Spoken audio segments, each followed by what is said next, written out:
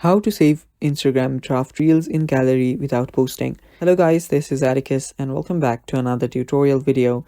In today's video, I'll teach you guys how you can save Instagram's draft reels in gallery without posting.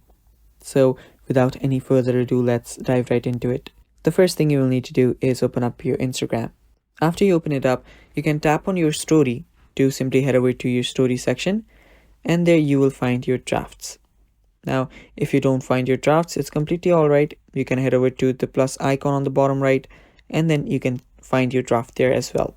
Now, after you find your draft, you will need to head over to the edit option.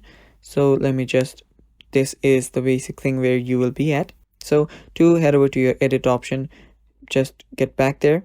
And after you've on this edit panel, you will see a download option. Now, sometimes it's on the top, on your top. If it's not a reel and it's just a photo or a small video, it's usually on the top.